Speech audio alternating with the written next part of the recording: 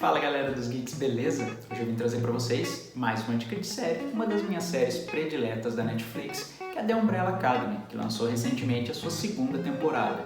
The Umbrella Academy é uma série de 2019 que chega agora em 2020 com a sua segunda temporada. É uma série que é inspirada numa HQ de Gerard Way e Gabriel Bá que é um brasileiro, e é dirigida por Steve Black, muito bem dirigida, e chega na sua segunda temporada com o desafio de manter o mesmo sucesso que fez na primeira. Para quem não sabe, The Umbrella Academy é a segunda série mais assistida da Netflix, atrás apenas de Stranger Things e ficando à frente, inclusive, de Casa de Papel, que é um fenômeno do streaming. A série, apesar de ser inspirada numa HQ, ela segue de um modo mais dinâmico, mas sem perder sua essência. Inclusive, em entrevistas com os atores dizem que usaram a HQ como inspiração, como fonte, mas não como uma bíblia, para tentar justamente seguir o seu próprio caminho e agradar, inclusive, aos fãs de HQ e também aos fãs da série somente. A gente sabe que tem muita gente que não lê HQ, mas acaba se apaixonando pela série. Então a ideia do Steve Blackman foi justamente isso, fazer uma série que agradasse tanto aos fãs cativos da HQ, como também as pessoas que chegavam e conheciam o Umbrella Academy pela primeira vez através da série. Loser! Diego! Skip, you're right. What the hell did we do now? A série, ela se passa durante a década de 60 nessa nova temporada. Depois dos acontecimentos da primeira temporada com a Vanya, os irmãos aparecem em Dallas no ano de 1960, cada um em determinado período. Lá eles tentam levar uma vida normal. Muitos deles já casaram, outros arrumaram emprego, enfim, todos tentam levar uma vida normal, tentando deixar o seu passado, na verdade o seu futuro, para trás, aquele futuro peculiar que eles viviam lá com seus superpoderes, e tentam se passar por pessoas comuns. Mas isso acaba tomando um novo rumo quando o 5 começa a procurar os seus irmãos, dizendo que vai ter um novo apocalipse. O apocalipse que eles tentaram interromper lá em 2019 também viajou no tempo e pode acontecer aí na década de 60. Então eles têm um curto período de tempo para tentar evitar esse apocalipse. E a série em 1960 começa também trazendo um pouco da morte de Kennedy. O Diego tenta, de qualquer forma, interromper, evitar a morte de Kennedy. E isso acaba levando ele para um hospital psiquiátrico, onde ele conhece a Lila. De lá, ele acaba escapando junto com a Lila, e a Lila vai mostrando um personagem, um novo vilão da série, que vai substituir o Razel e a Cha-Cha. O Razel, inclusive, aparece no primeiro episódio, mas logo também é mostrado, dado um fim realmente a história dele. Então, os 7 irmãos, Vanya, 5, Klaus, Diego, Luther, Ben e Allison, vivem sua vida normal, cada um vivendo de uma forma diferente e sem se encontrar ali. Curiosamente, eles não se encontram até o 5 aparecer e querer juntar novamente os irmãos que não se juntavam desde a morte dos seus pais, enquanto eles foram realmente convocados novamente para tentar evitar o apocalipse. Então, falando um pouco de cada personagem, cada um vivendo a sua vida separadamente, a Vanya trabalha na casa da personagem Cici, que vai tomar também uma importância na série, vocês vão ver, e ela cuida do filho da Cici, que é um autista e que se dá muito bem com a Vanya. E a Vanya, ela não se lembra de nada do seu passado. Ela não sabe se tem familiar, não sabe se tem alguém conhecido e constantemente ela publica nos jornais tentando achar esses irmãos, tentando achar alguém da família, algum membro da família que ela não se lembra e ela não conhece. A Allison, ela é casada, ela acaba casando e começa a lutar pelos direitos dos negros, por igualdade, numa década que era muito marcada por isso mesmo. Era marcada por essa luta dos negros para tentar a igualdade nos Estados Unidos, que dividiam muito, Então dividia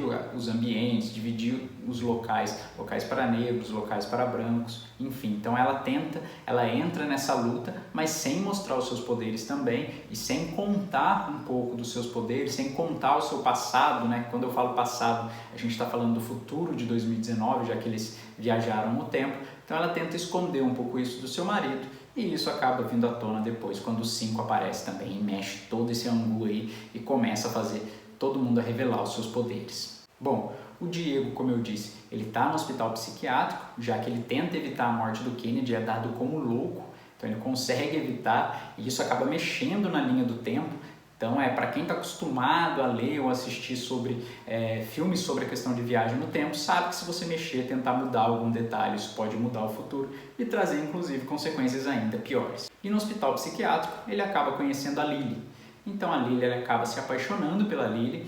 Ela ajuda, inclusive, o Diego a fugir.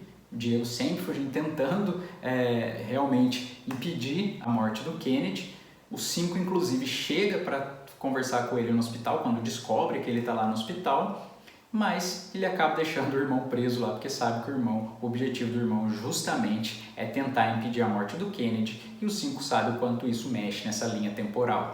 O Klaus, que é um personagem emblemático, um personagem icônico, ele vive os seus tempos de santidade, ele é inclusive conhecido como um cara, um deus, uma divindade que é seguido por milhares de pessoas. E ele tem toda essa questão, onde ele vai tem os seguidores dele, então ele é tido como um deus mesmo, apesar do jeito dele que todo mundo conhece, beberrão, um cara que não leva a vida muito a sério, né? Então ele tem, apesar disso, ele tem os seus seguidores e isso começou a encher um pouco o saco dele, você vê que ele começa a se incomodar um pouco com isso. Então essa vai ser a linha do Klaus, né? Que está sempre do lado do seu irmão Ben, para quem não sabe o Ben morreu, né, mas está sempre junto com ele. E o Ben, inclusive, também nessa temporada vai ter um papel um pouco mais de destaque, sendo primordial para alguns acontecimentos que vão mais para os últimos episódios dessa temporada. E o Luther, que é o Space Boy, né, na verdade, dos quadrinhos, ele com todo aquele jeito grandão dele, ele começa a ganhar dinheiro com luta livre. Então ele acaba tendo lutas, né, lutas clandestinas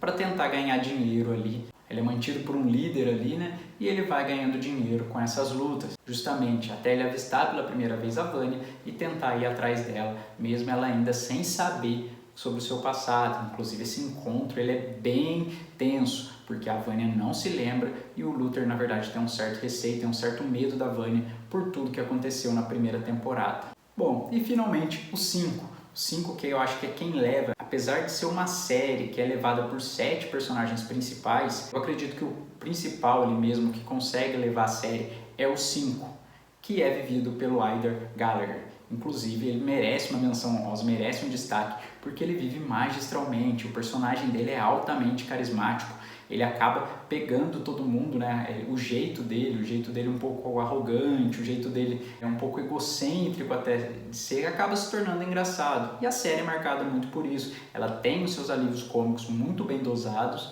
e faz com que o telespectador consiga assistir essa série de uma forma muito rápida, muito dinâmica. Como eu disse, a direção da série pensou muito nisso, dá um dinamismo maior do que os quadrinhos, para justamente tentar cativar os fãs. E realmente consegue, e é uma série altamente maratonável. Então você que pega a série, dificilmente você vai conseguir assistir apenas um episódio por vez, você vai querer assistir vários, porque é uma série agradável, que você não vê o tempo passar. E o 5 começa a ir atrás de todos os irmãos para se reunir novamente e tentar realmente impedir esse apocalipse. Mas contra isso ele vai ter a manipuladora, que faz parte, né, a líder da organização lá criminosa do tempo, que ele já trabalhou inclusive sendo um assassino, e a Lily, que é filha dela, filha adotiva. Ela teve os seus pais assassinados, inclusive vai contando aí quem assassinou os pais da Lily, e ela acaba descobrindo nos últimos episódios. Então isso tem uma importância na série ali, e vai mostrando também, né, esse lado do número 5, inclusive ele em alguns momentos embatendo com o seu próprio personagem, na verdade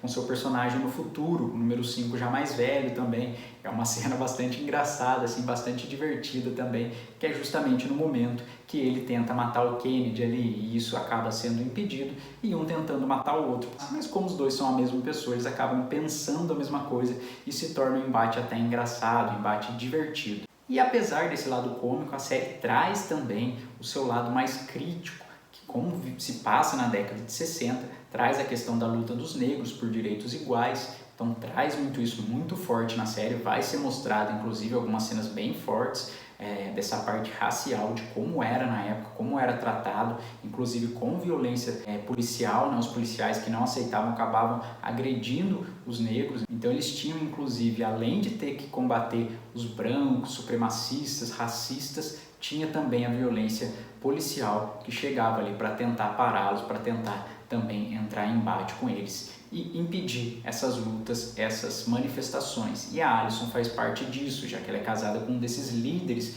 pelo movimento negro. Então é uma coisa bem legal porque é trazido um tema muito forte, um tema bastante crítico, um tema bastante polêmico, principalmente para a época, de uma forma mais simples, de uma forma até bem dosada ali. Então consegue realmente trazer esse assunto sério de uma forma bem dosada ali também, complementando todo o contexto, todo o enredo da série. Sem falar também na questão da homossexualidade, também é trazido nessa temporada a homossexualidade que na década de 60 era tido como uma doença. Então a personagem Vanya, ela acaba descobrindo esse seu lado homossexual, se apaixonando pela sua patroa, né, a Cici, e ela pela Vanya, e elas acabam vivendo esse amor escondido e tendo que esconder do marido da Cici, principalmente por toda a questão que envolvia a época. E a Vanya, ela era uma babá do seu filho que tinha autismo ali também. E isso também tem uma importância muito grande para a série. E como você está vendo, vários pontos têm uma importância muito grande na série, tem vários pontos cruciais que levam ao enredo, levam ao final dessa segunda temporada, mas mesmo assim o Steve Blackman consegue alinhar tudo. É um roteiro muito bem alinhado, muito bem redondo, sem buracos. Então eu falo assim, foi um desafio muito grande manter o sucesso da primeira temporada, mas ele consegue brilhantemente organizar 7 protagonistas, diversos contextos dentro de uma mesma série, e em 10 episódios trazer esse resultado magistral. Não fica uma série corrida, não fica uma série atropelada, fica uma série muito bem delineada, que vai levando até o final da segunda temporada e que deixa o entendimento de uma terceira temporada. Então o final da segunda temporada mostra as consequências deles terem mexido realmente na linha do tempo e o que poderia vir depois, inclusive com o pai deles, o Sir Reginald Hargreaves. E na década de 60, eles ainda não se conheciam, na verdade, né, porque ele adotou os filhos deles, os 7 peculiares ali, depois, mais pra frente. Então eles acabam se encontrando com o pai e também com o Pogo, né, que é o macaco, ali mostrando o começo do Pogo. Como que ele surgiu o personagem. Então isso é legal da série também, porque vai explorando cada personagem nessa segunda temporada, principalmente trazendo um pouco da origem de cada. Então eles acabam encontrando e tendo um embate com o pai ali também, que não os conhece e não acredita nas histórias dele, pelo menos a princípio. E isso no último episódio é mostrado, como eles mexeram na linha do tempo, eles acabam encontrando o pai no último episódio e mostrando a consequência que isso trouxe. Bom, além de tudo isso, não tem como deixar de falar da trilha sonora da série. Que trilha sonora espetacular! Passa por Frank Sinatra, Aretha Franklin, Kiss e também Backstreet Boys. Tem também ali um cover da Adele. É uma trilha sonora que leva a série, torna a série ainda mais leve, mais agradável de se assistir. Então é impossível você estar assistindo a série também, não se emocionar, não sentir o impacto dessa trilha sonora muito bem escolhida e de alto nível. Então, essa é a nossa análise, nossa crítica da segunda temporada de The Umbrella Academy. Para mim, é uma das melhores séries da Netflix e precisa ser assistido. Se você está assistindo esse vídeo, provavelmente você assistiu a primeira temporada e está assistindo aqui para saber o que a gente achou dessa segunda temporada. Se você não assistiu, eu tentei também de uma forma não trazer muitos detalhes da série, mas tentar trazer um contexto para que você tenha essa atenção, para que você queira assistir essa segunda temporada. Então estão as 2 temporadas disponíveis na Netflix, essa segunda temporada com 10 episódios também, então você consegue maratonar e rapidinho terminar essa série, que como eu disse, é uma das melhores da Netflix. Se você já assistiu, comenta aí embaixo, diga o que você achou dessa segunda temporada, se ela conseguiu manter o nível, se ela conseguiu elevar a qualidade, enfim, deixa aí embaixo seu comentário e vamos conversar, falar um pouco mais sobre essa série. Aproveitando, peço para você também se inscrever no nosso canal, ativar o sininho de notificações e nos seguir nas redes sociais. Estamos no Instagram, @osgeeks. Lá nós temos notícias diariamente sobre o mundo geek, assim como também no nosso site, sitedosgeeks.com. Beleza, galera? Se você gostou do vídeo, aproveite para curtir e também compartilhar e ajudar o canal a crescer cada vez mais. Tá certo? Até a próxima, galera. Valeu, obrigado!